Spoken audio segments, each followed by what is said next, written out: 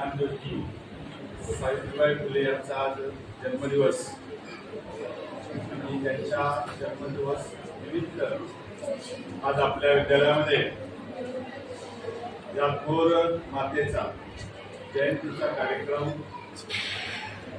घेण्याची परवानगी आपल्या विद्यालयाचे मुख्याध्यापक श्री लोकरे सर यांनी परवानगी दिली आणि यानंतर कार्यक्रमाचे नियोजन या ठिकाणी करण्यात आलं।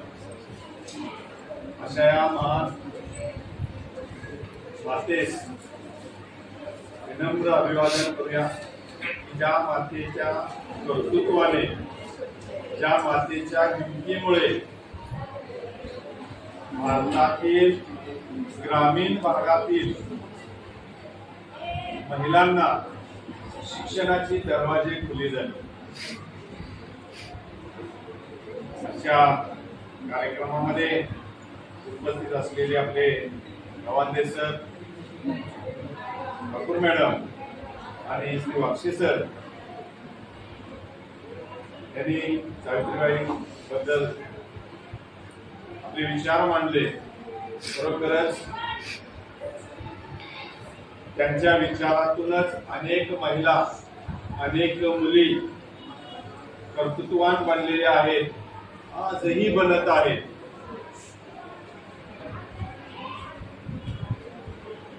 विवाहापूर्वी म्हणजे त्यांचा विवाह 9व्या वर्षी झाला। माझ्या वाचनातील त्यांचं एक छोटस गंमतशीर घटना मी वाचली, तुमच्या समोर सांगतो।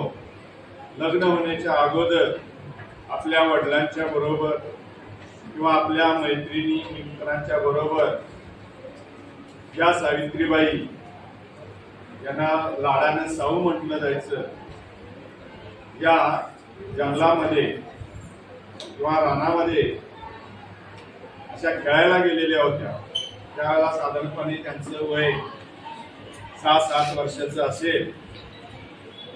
सावित्रीबाई फुले यांना उत्तम प्रकारे विट्टी दांडू आणि उत्तम प्रकारे दगडाने निशाणा मारणे ही कला लहान वयातच अवगत झाली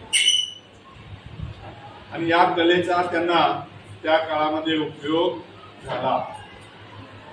ज्यावेळेला त्या जंगलामध्ये गेल्यानंतर खेळत असताना एका झाडावर एक साप पक्ष्यांनी तयार केलेलं घरट आणि त्यात घातलेल्या अंड्याकडे हा साप ते अंडे खाण्यासाठी निघाला असताना दृश्य या सर्व मुलांनी आणि या धाडसी मुलींनी म्हणजे सावित्रीबाई फुलेंनी पाहिलं।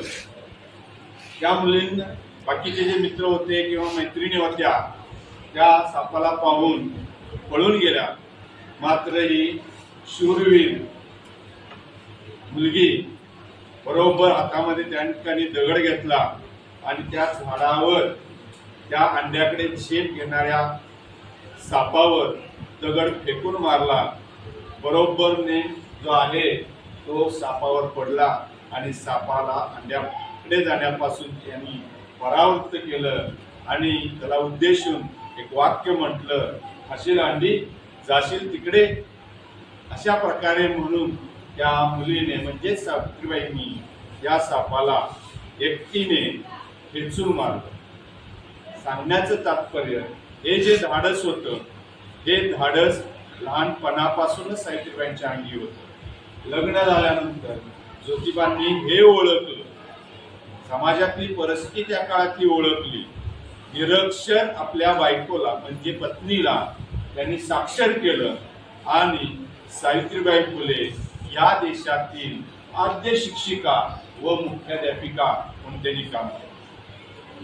हे काम करत असताना जो मागासवर्गीय जो समाज आहे, दलित समाज आहे, या समाजातील लोकांना नेहमी मदत करण्याचं काम या सावित्रीबाईंनी केलं आणि म्हणून सावित्रीबाईंसारखी आज आपण राणी लक्ष्मीबाई यांचं नाव घेतो आणि ती ब्रिटिशांशी लढली, परंतु आपल्या सावित्रीबाई फुले यांना आपल्या भारतातीलच महाराष्ट्रातील काही हे दांभिक लोक जे आहेत, ज्यांना महिला शिकू नये असं वाटत होतं, शिक्षणाला विरोध करणारी जी लोक होती, समाजामध्ये विविध प्रकारचे प्रथा निर्माण करणारी लोक होती, या लोकांच्या विरोधातच या ठिकाणी लढावं लागलं.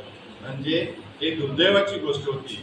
पण तरी सुद्धा या समाजात लोकांना धडा शिकवण्यासाठी विविध प्रकारचं कार्य त्यांनी लग्नानंतर आपल्या पतीसोबत केलं. पतीच्या निधनानंतर सुद्धा त्यांनी हे कार्य सोडलं नाही. सत्यशोधक समाज जो स्थापन केलेला होता त्याचं कार्य तडीस पार केलेलं होतं. शेवटी प्लेगच्या साथीमध्ये त्यांचा मृत्यू झाला. अशा थोर स्त्रिया ज्या आहेत या महाराष्ट्रात, भारतात, गावागावात, असलपात सुद्धा निर्माण झाल्या पाहिजे. आज आपण पाहतो मुलींची जी सशक्त बनण्याची जी प्रवृत्ती आहे ती फार कमी आहे. नाजूक मुली आहेत असं आत्ताच्या काही मुली, काही घरातून त्यांना हे सांगितलं जातं. परंतु मुलींनी शिक्षणाबरोबर स्वसंरक्षण सुद्धा करण्याची आवश्यकता आहे. आज त्यांच्या जयंतीनिमित्त किंवा आज बालिका दिवस म्हणजे या आपण तुम्ही ज्या बसलेल्या बालिका आहेत, या बालिकांनी ज्या ज्या वेळी आपल्यावर अन्याय होतो, अत्याचार होत असतो, किंवा एखादी गोष्ट आपल्याला पटत नसेल किंवा एखादा अधिकार आपल्याला मिळत नसेल, एखादा हक्क आपल्याला मिळत नसेल, तर त्या हक्कासाठी आपण या ठिकाणी भांडलं पाहिजे. किंवा जर अन्याय होत असेल, जर अत्याचार होत असेल तर त्याला वाचा फोडली पाहिजे. आणि स्वतःचं संरक्षण स्वतः करण्याची जी ताकद आहे ती कमवली पाहिजे.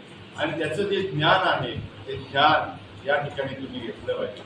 तरच खऱ्या अर्थानं या सावित्री मातेला आपलं अभिवादन करू शकेल. जयंती साजरी करतो, परंतु शिक्षणामध्ये या मुली ज्या आहेत, तसं पाहिलं तर आज आपण प्रत्येक वर्गात या शिक्षणामध्ये मुली पुढेच आहेत. परंतु इतर ज्या मुली आहेत या अभ्यासात सुद्धा, शिक्षणात सुद्धा मागे पडत आहेत. तर या मुलींनी सुद्धा आपलं शिक्षण पूर्ण करावं, स्वतःच्या पायावर उभं राहावं, स्वावलंबी बनावं.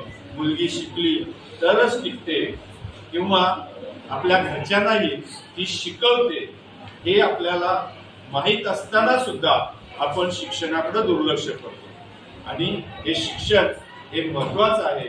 कारण सावित्रीबाईला शिक्षण मिळालं आणि त्यामुळे तिनं समाजाचं परिवर्तन या ठिकाणी केलं.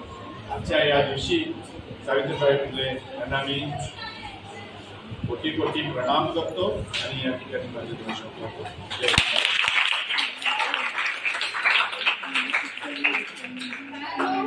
खरंच आहे, शिक्षण जर आपल्याला मिळालंय तर ते फक्त आता आपल्याला घ्यायचं आहे. आपल्याला कुठलेही परिश्रम करायचे नाहीये, कुणाचा राग किंवा कुणाचा दांभिक लोकांचा मार खायचा नाहीये. फक्त रोज शाळेत यायचं आहे, अभ्यास करायचा आहे, परीक्षा द्यायची आहे आणि आपल्या जीवनाचा विकास करायचा आहे. मग कराल ना? आजच्या कार्यक्रमानंतर तुमच्या मनात कुठेतरी पॉझिटिव्ह विचार आले असतील असं मी मानते. आणि आजचा कार्यक्रम अध्यक्षांच्या परवानगीने इथे संपला असं मी जाहीर